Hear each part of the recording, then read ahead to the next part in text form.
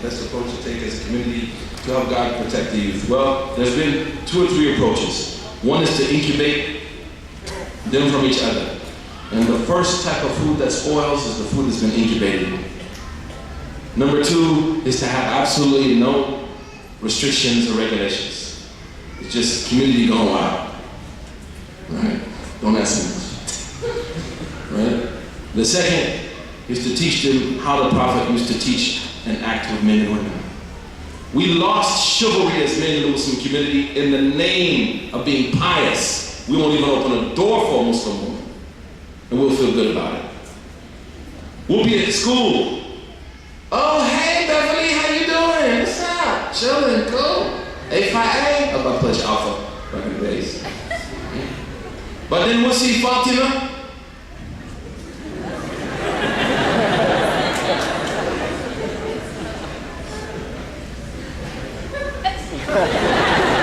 Dude, she got on the niqab, dude. It's actually more pious, right? What you do, and sisters too. I knew a brother with his wife in St. Louis. St. Louis. One of my friends from St. Louis is your dear sister of mine. Not scared to say she's a friend of mine. Incredible sister. MashaAllah. May Allah protect you, keep you strong. This brother was with his wife. They're from the hood. You know what's up. And they were at the halal market. He saw an older sister with some bags of groceries. He went to open the door for her, and his wife was like, oh, I know you didn't. He's like, you thinking about something else? You know? And he said, like, we got into it, man, in the grocery store. You know when you carry the cart, brothers, and your wife is mad? That's the worst feeling, isn't it, man? Tick-tock. Get the hot masala. Angry. And he said, I had to tell my wife, baby, I love you, ain't nobody else. MashaAllah, don't worry about that. But that woman couldn't get out the front door. So also, sisters, if a brother says salam, opens the door for you, it's not like he's like trying to hit on you. Don't call Dr. Drew. Yeah? But we stigmatize this relationship, and unfortunately, I have a very serious problem with starting my relationship with other Muslim women based on the threat of sex. You create perverts, man. You create people that are not able to interact with each other. And we have to read the seerah very carefully, that the companions of the Prophet ﷺ were chivalrous individuals. Look at Safwan al-Mu'tal radiyallahu anhu. When he found Aisha stranded in the desert, man. What did he do? Man, he put her on his mount and walked her back to Medina. Remember earlier when I said if the Prophet was silent about something and the Quran didn't speak about something, it becomes what? Was he censored for doing that? We all get lost in ifk about inna alladhina ja'u bil ifk, the people who said the ifk, may Allah protect us, the people who slandered our mother radiyallahu anha. But do you find a verse of Quran, a statement of the Prophet that censored what Safwan did? No. And that's why the Shafis, I'm mad at you, but I studied Shafi fiqh, alhamdulillah. And Imam al-Ramli rahimahullah ta'ala has an entire chapter on if you found a woman in the middle of somewhere, what should you do? Or if you found a man somewhere, what should you do? And he didn't say bounce in the name of piety.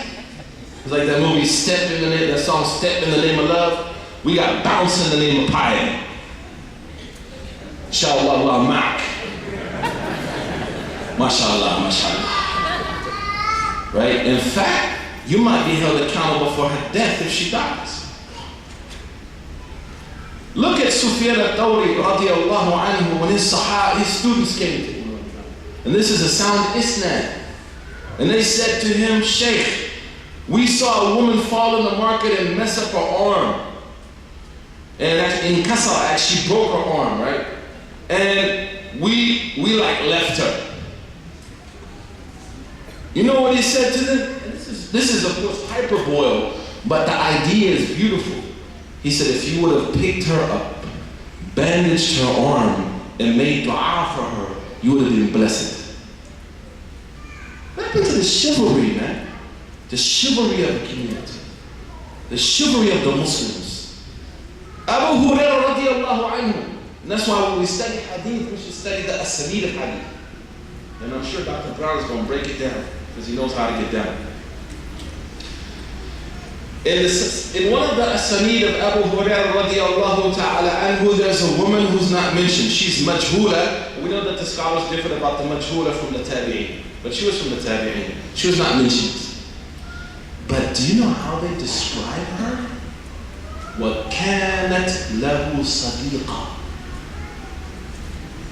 In the Sunnah, when talking about her, it says she was a friend of Abu Hurairah. Now, did any of the scholars of hadith say, "A'udhu shaitan rajim, no, this is a friend of what?" They flip out. La, they said she was lucky. And Al-Dhahabi, I believe in Lisan al-Mizan, they say, I mean, the Muslims, we molested our religion, man. That's what it comes down to. We've destroyed our religion based on these social constructs. How many of you converted to Islam after you became Muslim? You realize, I don't know how to talk to a woman no more. What the heck happened to me? Yeah, now back in the days, no key sweat, of course, in Islam, right? No, a house is not a house in Islam. But there's a balance there, man. There's a balance.